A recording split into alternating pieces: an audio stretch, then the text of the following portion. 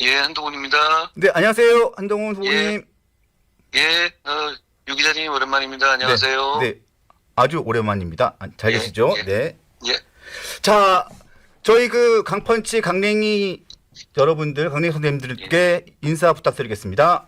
안녕하세요. 유병수 기자님, 많이 도와주십시오. 네, 그리고 저도 많이 도와주십시오. 네, 고맙습니다. 네, 감사합니다. 자, 지금 현재 위치가 지방이신 거 알고 있는데 어제 대구셨잖아요. 지금은 아마 창원쯤에 계신가요? 지금 대구에서 예. 마산 어시장을 가는 그 고속도로에 있어요. 아, 그러시구나. 예, 어제 서문시장에서는 열기가 굉장히 뜨거웠던 걸로 제가 어제 예, 여기저기 좀 화면을 봤는데 굉장히 예. 많은 분들이 많이 응원을 하고 계시더라고요.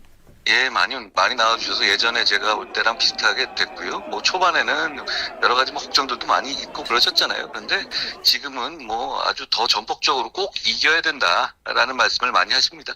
지난번에 그 전당대회 때 예, 63%로 당선되실 때도 예, 대구에서의 지지가 굉장히 예, 원동력이 돼 있었고 압도적인 지지를 보여줬던 예, 곳이 대구였던 것 같은데 예, 어제도 그렇고 지난번에도 대구를 한번 가셨었고 대구도 한 세 예. 번 정도 방문한 걸로 알고 있는데요. 그렇습니다. 세 번, 네 번 갔죠. 예, 예, 어제다 보니까 칼국수 먹는 장면이 굉장히 인상이 깊었고 지금도 예, 화면에 저희가 좀 보여드리고 있는데 예. 칼국수 원래 안 좋아하시잖아요.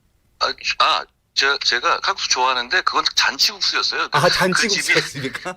예, 기훈이네 집이라는 그 국수집이었는데 예. 그 메뉴가 두 개 있는데 고르라고 하셔서 보니까 그 잔치국수가 맛있을 것 같아서 먹었습니다. 그래서 좀 오해받았죠. 이재명 후보 재판 나와서 잔치국수 먹은 거냐 뭐 이런 아, 식으로 누가 댓글에 달고 그러더라고요. 그런 의도는 없었습니다. 예. 하필이면 어제가 예. 어제가 하필이면 이재명 대표의 상고시 재판 그 날이라서 직후였거든요. 제가 그 시간이 상고심 난 직후에 제가 그 서문시장에 갔었어요. 예. 그러셨구나. 예. 예.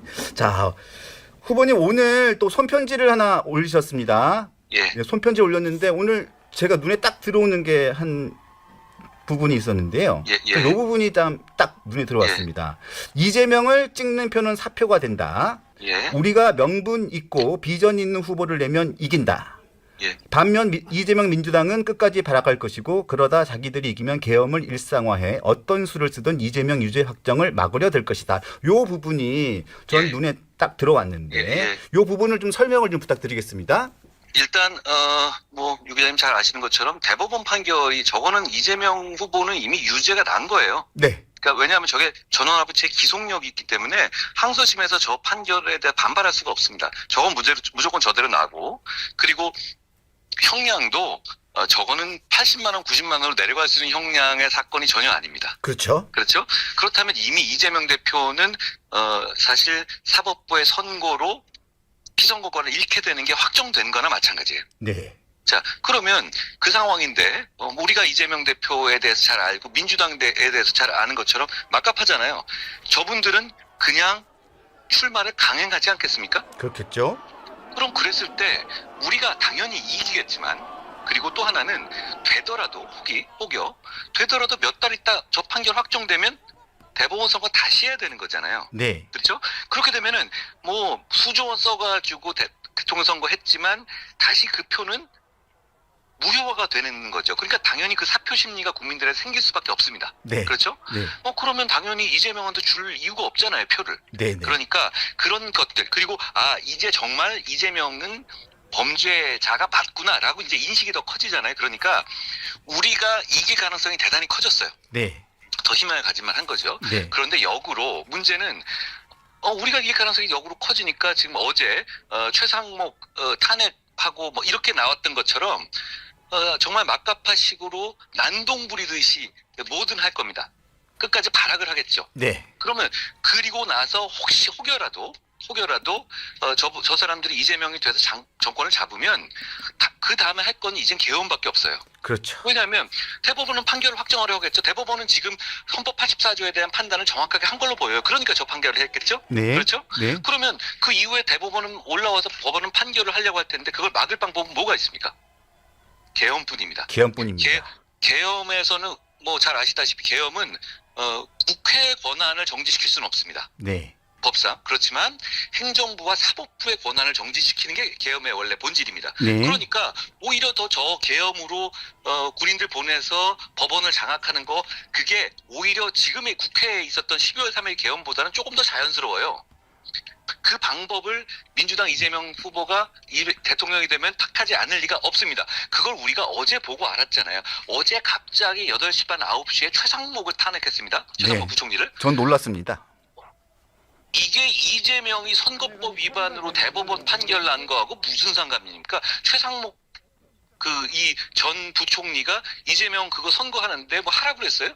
누가 뭐 하라고 선거법에 거짓말하라고 시켰나요? 아니면 선거법 과정에 무슨 관여했나요? 아니면 경제부총리가 뭐 법무장관도 아니고 어떤 종류든가 관여했나요? 그게 아니라 이건 그냥 화풀이하는 거거든요. 보복이고. 네. 그러면 국민 의식을 전혀 생각하지 않는다. 이건 일종의 테러범들 있잖아요. 테러범들이 인질범들 이렇게 가둬놨고 나 원하는 거 뭐 100만 달러, 200만 달러 안 주면 한 명씩 죽일 거야. 이러면서 아무 관계 없는 사람 하나씩 쏘는 거. 그거랑 다를 바가 없어요. 여기까지 갔다는 건 네. 이재명 민주당은 정말 이제 뭐든 하겠다는 겁니다. 그럼 되고 나서 계엄 안 할 것 같습니까? 저는 이재명 후보가 대통령이 되면 계엄으로 사법부를 무력화할 것이라는 점에 확신을 가지고 있습니다. 어제 제가 그 장면을 보고 더 그 확신을 강하게 갖게 됐습니다. 그렇기 때문에 네. 그럼 어떻게 됐습니까? 그러면 그 과정에서 나라는 더 죽어나는 거예요. 망하는 거고 국민의 민생은 더 망가지는 거고 국민의 일상은 파괴될 겁니다. 그러니까 다시 한번 요약해 말씀드리면 어제 네. 판결로 우리가 이길 확률은 높아졌습니다. 확률은 그렇지만 높아졌다. 지면 안 될 이유도 더 커진 겁니다. 아, 예. 자, 후보님, 그래서 그 다음 문장이 저는 또 눈에 똑 들어온 문장이 또 하나 있습니다. 좀 이 문장이 저는 확실하게 딱 꽂히는 게 있었는데요. 다른 분들도 훌륭하지만 지금 이 개싸움을 감당하실 만한 분들은 아니다.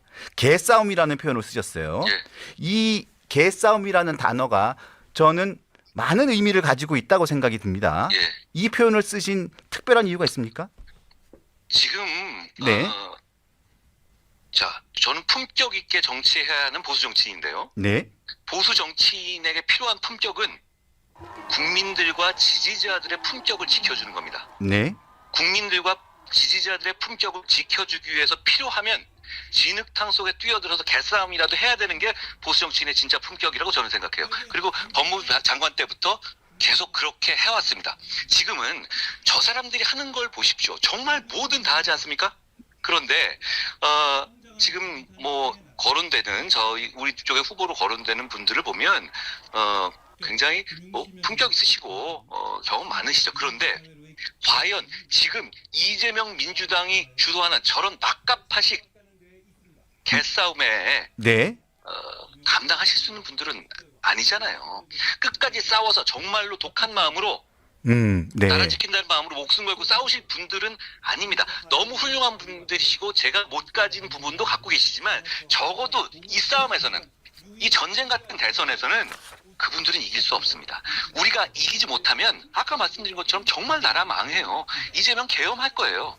저는 제가 오히려 지금 이런 상황에서는 정말 목숨 걸고 싸워서 이길 수 있는 저 같은 사람이 유일하게 이길 수 있는 카드라고 생각해요. 네. 그래서 제가 그 부분을 호소드리려고 말씀드린 거고, 네. 그리고 다시 한번 말씀드리면 저는 저 민주당 진흙밭에 국민 위해서 국민과 지지자들에게 흙탕물 안 튀기게 하기 위해서 제가 흙탕물 온팡 뒤집어 쓰고 들어가서 개싸움할 생각을 가지고 있습니다.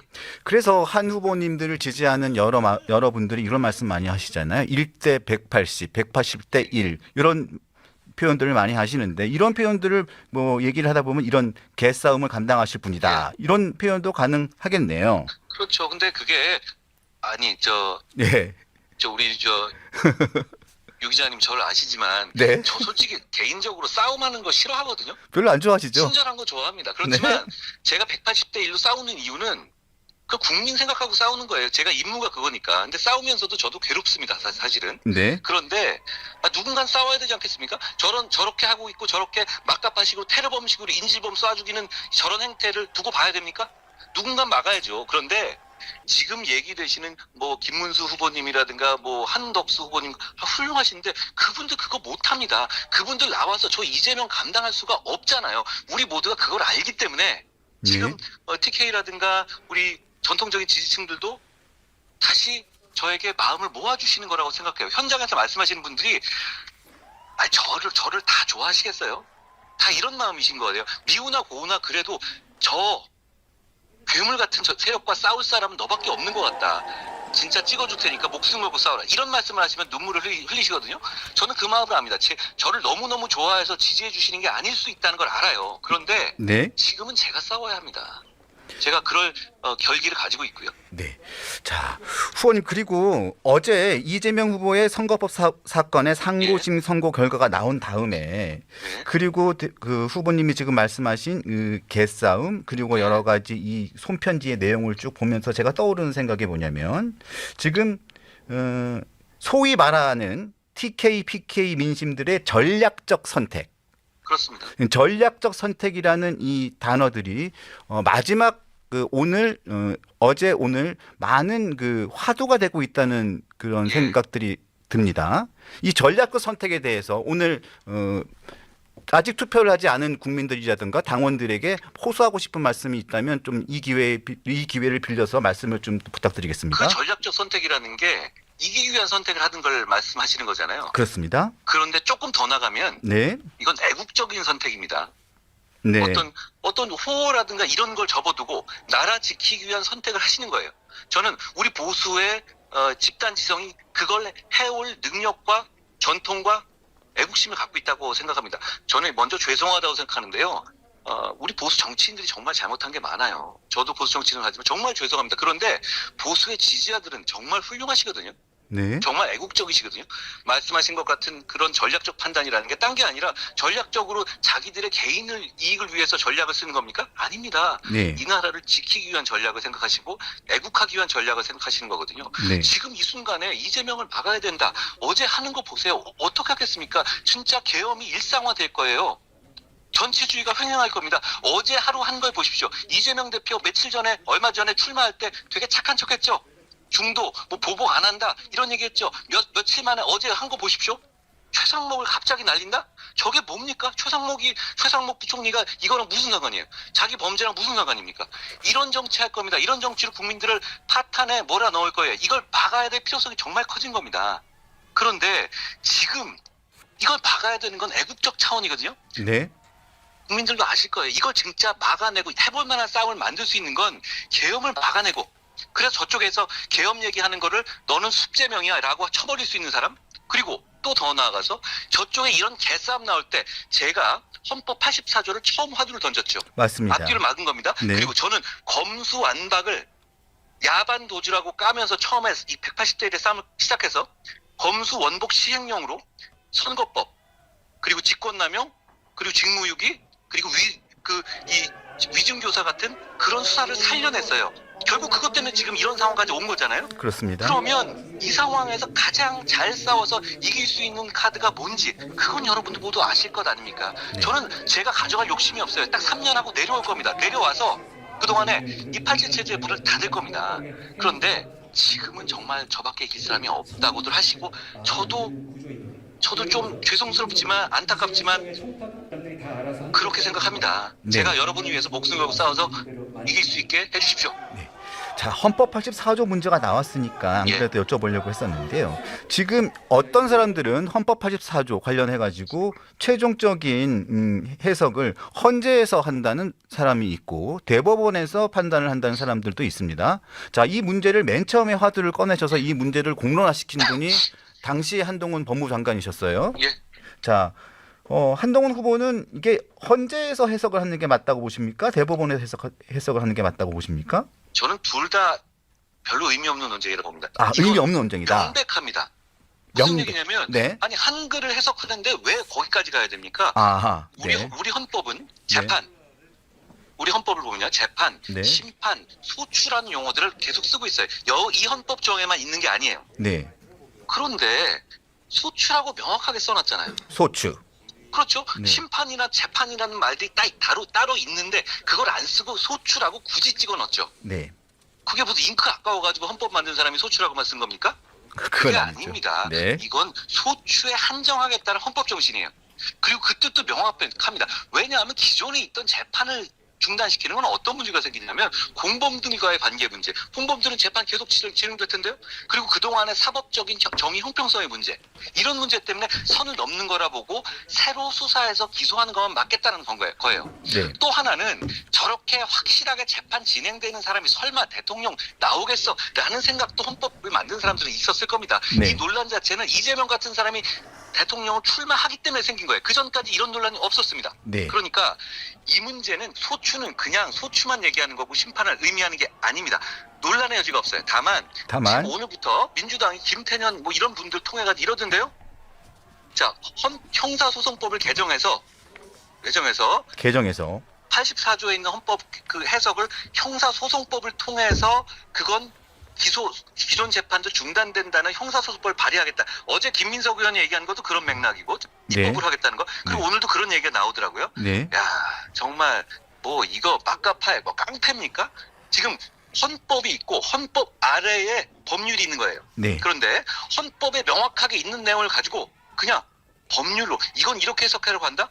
이건 그 자체로 위헌 법률입니다. 네. 이렇게까지 하는 거는 정말 이 세력이 어떤 실체를 가지고 있고 이 세력이 집권했을 때 무슨 짓이든 할 것이라는 점을 그냥 보여주는 거예요. 저는 이걸 보고 나서 오늘 아침에 보고 나서 야, 이 사람들은 바로 계엄하겠네 라고 확신하게 됐어요. 네. 생각해 보십시오. 그리고 자, 이럴 바에는 그냥 이렇게 법을 만들어도 되는 거 아니에요? 법에다 형사소송법에다가 이재명 주민번호 넣고요. 이재명이라는 사람에 대해서는 국가는 수사하거나 기소하면 안 된다. 재판에도 다 무죄로 줘야 된다. 차라리 이렇게 만드는 게 간명하지 않겠습니까? 왜 애매하게 해서 여러 가지 해석의 여지를 만드는 것보다도요. 네. 저는 지금 이 상황이 대한민국의 사법 질서와 공정에 대한 기본의 틀을 무너뜨리기도 생각해요. 유 기자님 또 보시지만 제가 계엄을 막는 과정에서 정말 많이 공격받았죠. 네. 그리고 그 과정에서 저한테 실망하신 분들도 많았잖아요. 네. 그 과정에서 배신자니 뭐니 하면서 굉장히 제가 정치적으로 압착이 되면서 거의 한동훈은 끝났다는 얘기까지 다들 하셨잖아요. 네. 그런데 자 보십시오. 저희는 그래도 그 과정에서 우리 보수는 결국 대통령에 대한 탄핵을 사실상 승복했어요. 대부분 사람들 이미 대통령을 과거로 보내드렸잖아요. 네. 그리고 계엄을 주도하고 탄핵에 찬성했던 고통스럽지만 찬성했던 저를 지금 거의 후보로 만들기 일보 직전까지 와 있지 않습니까? 네. 우리는 승복했습니다. 헌법재판소가 대통령을 탄핵했던 결정에 대해서. 그런데 지금 저 이재명의 범죄에 대한 대법원의 판결에 대해서 저렇게 승복 못한다?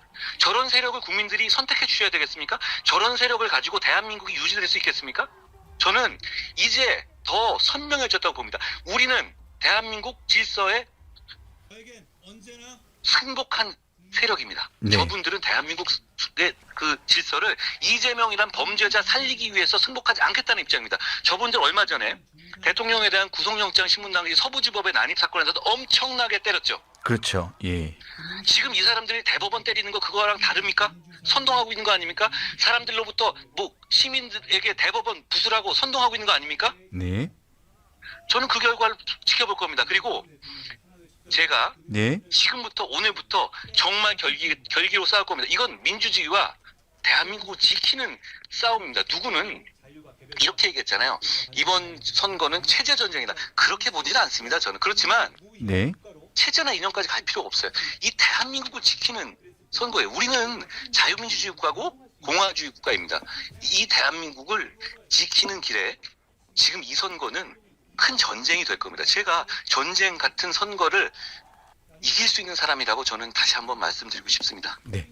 자, 후보님 또 하나만 더 여쭙겠습니다. 자, 내일입니다. 전당대회가. 내일 후보로 선출이 되신다면 이재명 후보는 89.77%로 당선된 민주당의 아버지입니다. 자, 민주당 이재명 후보를 제압하기 위한 한동훈의 전략, 비책이 뭐가 있을까요? 바로 유 기자님이 말씀하신 그겁니다.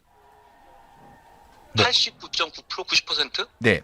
민주주의자로서 네. 부럽지가 않습니다. 저거 부럽습니까? 하나도 부럽지가 않습니다. 아, 네. 저건 민주주의가 아니라는 선언이거든요. 네. 저는 모든 사람과 함께 할 겁니다. 모든 사람과. 제가 깃발을 들고 제일 앞에서 진흙탕 속에 싸우지만 네. 모든 사람과 함께 할 것이고 네. 그리고 우리 당은 여러 가지 지금 공격받을 약점이 있어요. 계엄에 관한 공격하겠죠? 그거 제가 몸으로 막겠습니다. 제가 막으면 막히지 않습니까? 저는 직접 들어가서 제일 먼저 계엄을 막았고 이재명은 무서워서 숲에 숨은 사람이니 그걸로 끝나는 거 아닙니까? 네. 그리고 우리가 지난 탄핵을 4년에 거쳐서 4년 동안의 시간이 걸리면서 탄핵의 강을 건넜잖아요. 어렵게. 네. 지금 지금 제가 후보로 되면 우리는 4개월 만에 계엄의 바다를 건넙니다. 네. 더 이상 우리는 계엄에 대해서 꺼릴 게 없습니다. 왜냐하면 제가 지금 우리 당의 정신을 표상하게 되는 것이니까. 그렇지만 그 외에 제가 부족한 분들은 많이 있습니다. 네. 모두 함께 가서 싸워서 이길 겁니다. 말 난 김에 하나만 더 하면요. 네. 여러분, 이재명 대표가 대통령이 돼서 계엄을 남발할 겁니다. 그때 민주당 대표가 12월 3일에 국민의힘의 한동훈 대표처럼 이재명의 계엄을 앞장서서 막을 것 같습니까? 89% 정당에서요? 그리고 어제 최상목 부총리에 대한 막가파식 아무 관계도 없는 인질 총살하는 듯한 저런 탄핵에 대해서 민주당의 의원이든 아니면 존재감 있는 정치인이 이러면 안 된다는 거 공개적으로 입장낸 게 있습니까? 없죠. 이재명이 계엄하면 그 사람들이 입 하나라도 뻥끗하고 우리처럼 18명 그리고 당대표가 직접 가서 그거 막겠다고 나설 것 같습니까? 민주주의가 무너지게 되고 전체주의 시대가 올 겁니다. 반드시 이겨야 되는 선거입니다. 네. 제가 개인적으로 뭐가 되기 위해서가 아니라 이 나라를 지키기 위해서 호소드립니다. 여러분도 아시지 않습니까? 지금은 저여야만 이길 수 있다는 것을 알고 계시지 않습니까? 그리고 그 가능성이 어제 판결로 훨씬 높아졌다는 것도 알고 계시지 않습니까? 선택해 주시면 제가 목숨을 걸고 싸우겠습니다. 네.